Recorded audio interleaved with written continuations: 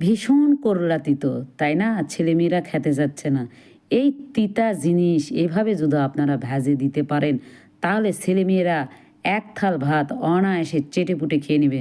প্রিয় দর্শক, দেখুন আমি ৪টি করলা নিয়ে নিয়েছি। আর এটা বটির সাহায্যে সুন্দর করে লম্বা লম্বা করে ফালি করে নিচ্ছি। দেখুন, ফালি করা আমার হয়ে গিয়েছে। এগুলো আমি সবগুলোই ফালি করে নিব। আর এভাবে নিয়ে করলার ভিতরে যে বিচিগুলো, সেই বিচির অংশগুলো আমি ছাড়িয়ে নিচ্ছি। আপনারা চাইলে যদিও বিচি পছন্দ করেন তাহলে রেখে দিতে পারেন। আমি বিচিটা পছন্দ করি না, তাই একটা একটা করে বিচিগুলো বেছে নিচ্ছি। আর এগুলো কিন্তু বেছে নিতে অনেকটাই সময় লেগে যায়।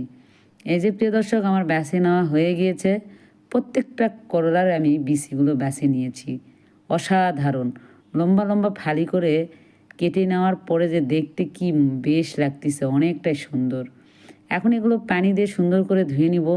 ধুয়ে নেওয়া আমার হয়ে গিয়েছে। এই পর্যায়ে এখন আমি এখানে দিয়ে দেব পরিমাণ মতো, স্বাদ মতো লবণ, বাস দিয়ে দেব হলুদের গুঁড়ো, আরও দিয়ে দেব শুকনো মরিচের গুঁড়ো। শুকনো মরিচের গুঁড়ো আপনারা যে যেরকম ঝাল খেয়ে থাকেন ঠিক সেই রকম ঝাল ব্যবহার করতে পারেন।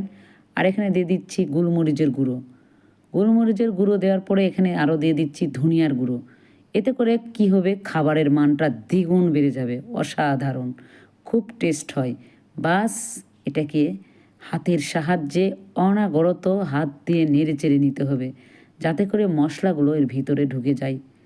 বাস নেড়ে চেড়ে নিয়ে কিছুক্ষণ এটাকে রেস্টে রেখে দিতে হবে। বাস এদিকে রেস্টে রেখে দিয়ে ফ্রাই প্যানে পরিমাণ মতো সয়াবিন তেল দিয়ে দেখুন সুন্দর করে সারি সারি করে আমি করলাগুলো দিয়ে দিচ্ছি। আর এইভাবে করলা ভাজি, আমার বিশ্বাস আপনারা ছেলে মেয়েকে ভাজে দিবেন, অনায়াসে এক থাল ভাত খেয়ে নিতে পারবে। আর এটা ভাজতে হবে ধৈর্য সহকারে লো হিটে। বাদামি রং না আসা পর্যন্ত আপনারা অনায়াসে ভাজতেই থাকবেন। যতক্ষণ না হালকা বাদামি রং আসছে ততক্ষণ আপনারা ভেজে নেবেন। আর দেখুন আমি এখন উল্টিয়ে পাল্টিয়ে নিচ্ছি। আর এটা লো হিটে ভেজে নেবেন, এটা জোরে দেওয়া যাবে না। জোরে দিলে পুড়ে যেতে পারে, পুড়ে গেলে তিতা লাগবে, আর তিতা লাগলে কিন্তু এটা খেতে ভালো লাগবে না। যেহেতু করলা, দেখুন প্রিয় দর্শক, এখন আমার ভাজা কমপ্লিট হয়ে গিয়েছে। এ পর্যায়ে এখন আমি এগুলোকে কি করব, উঠিয়ে নেব। এই যে উঠিয়ে নিচ্ছি। অসাধারণ দেখতে, বেশ সুন্দর লাগতেছে, তাহলে খেতেও কিন্তু ভীষণ মজা। এটাকে মুসমুসে করে ভেজে নিয়েছি।